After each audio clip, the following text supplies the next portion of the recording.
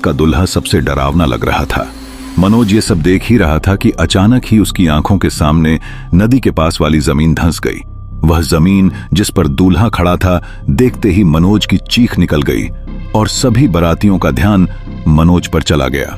जमीन धंसने की वजह से दूल्हा नदी में गिर चुका था और बाकी के भूतिया बाराती जब दूल्हे को बचाने आगे बढ़े तो जमीन और धंसती चली गई और देखते ही देखते बारात के सभी आदमी उस नदी में गिर गए।